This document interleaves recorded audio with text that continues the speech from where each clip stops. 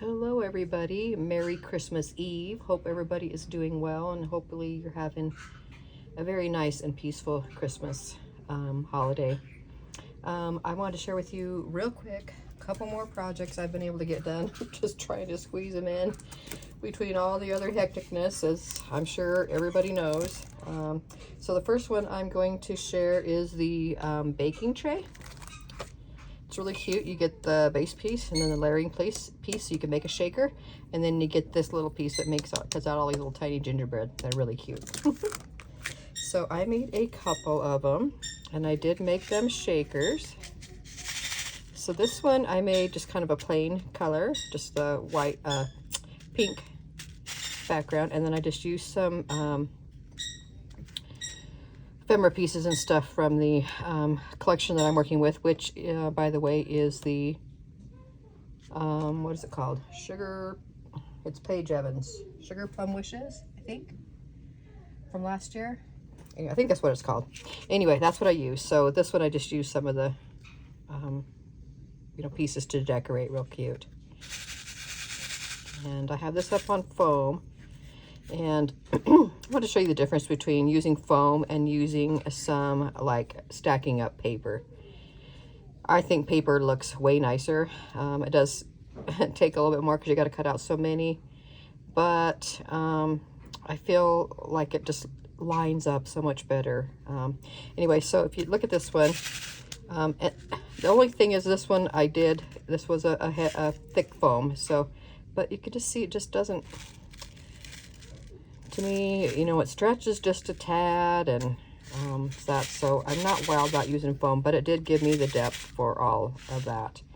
Now I did another one out of this one, and this one you can see I just stacked up layers, and I could have done more layers to give me more depth, but I didn't. I think I did 6 layers maybe, and so it's still a shaker, but they're not moving around a ton like the others, just because there's not as much depth in there. So, but I do like the looks of this better. It just looks so much nicer, around the edges and stuff.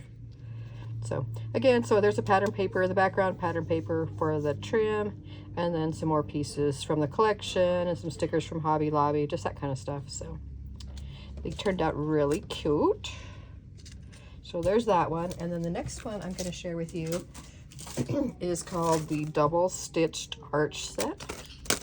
So I've been seeing people make all kinds of different things, of course cards and 3D projects, all that kind of stuff. So I wanted to do something a little different also. So what I did, I don't think I've seen anybody else do this, but who knows, I may have missed the video. What I did was make it'll be hard to share it, but I made a little banner with it. So this is the banner piece is the largest arch in here in the set. Looks like there's 1, 2, 3, 4, 5. Looks like there's 7 different sizes, and they all nest. So when you have nesting dies, you can also create more borders. So you can make a shake out of anything, just because you just put the next two, like the 2 sizes together, and they'll give you a piece in between to give like a border. So I did this one first, and I just put joy. I did use, this is I think the second to the smallest one. I made a little door, and I should have got, let's see, I used this die also, which is called the Card Making and Box Making Easy. I used a strip from this to make a little hinge for my door. So I made a little door with one of the arches, with the second to the smallest arch, and then so you can open it. So I just used my little piece there, and then I put acetate in between so I could have like a see-through little door, and I just put a little sticker behind there. So, and then I put some stickers there, and then I used a cute little wood snowflake right here, and I stacked up some Heishi beads. So I wanted to make it kind of like like a door handle to be able to grab, but it kind of just comes open anyway, so I don't really need it. And then just some more ephemera.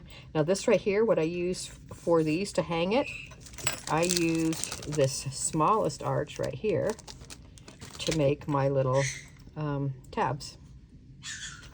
And then I layered up each one with another piece on the back, so it kind of covers up the back side. Okay. This that I hung it with is some old trim that came on a very old set of trim. Let me see. I would like to show you it. Let's see.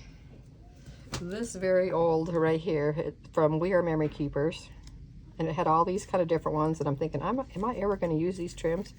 And then I saw that this one here at the bottom, and I went, oh, I think that'll look really cute. So that's what I used. So, and then I used this piece up here also for this top trim right here. Okay, and then in between between the three banners, I put a cute little tassel, the layered up tassel from American Crafts, from Mittens and Mistletoe, I think is which collection it's from. It matched, so I went ahead and hung them there. So here's my next piece. So I'm using kind of foam stickers and different pieces from the collection. I had this little felt Santa hat from, I probably got it at Hobby Lobby. I used some pre-made flowers that I got at Hobby Lobby that I've had for years. And I hardly ever used them because I'm always doing pastel, and so I always had these. I'm like, I need to use these, and so since this had red, I went ahead and used it. And then I have a bunch of little sprigs in here, these white ones that somebody gifted me. And then I put a little bow right here that I got off Temu. And then I have a bunch of these tiny little pine cones and little these little berry sprigs right here. So cute. So I just made a little cluster right there, and then I punched a hole with my crocodile and put in an eyelet, and then hung a Santa bell from the bottom of this middle one. I think it turned out very cute. And then for the last one, I used this one. So this is a foam piece from the collection, and then a flower I had in my stash, some of the thickers, the numbers to say 25, and then a little candy cane piece I had in my collection. It had a hook to hang, so I just snipped that off, and then put a little bow here that I just had in my stash. So I think it turned out really cute. So there are so many uses for this double stitched arch set. And what's nice about it too is that it not only gives you the stitching here around the edge of the piece that you cut out, but if you're cutting out a hole, like say you want this shape in a like a card front or something, you want this shape in the card front. So not only does it have it here, but since it's double stitched, it'll leave the stitch mark on the piece that you cut this out from also. So your arch that you cut into that paper will be stitched around also. So that's what's nice about a double stitched die set. Love it. Love it, love it, love it. So anyway, that's my two projects. I have this hanging up here in my craft room on my little shelf where all my beads and stuff are. Looks really cute. So anyway, just wanted to share with you that today and say Merry Christmas to everybody. And I will see you on the next one. Thanks for watching. Bye-bye.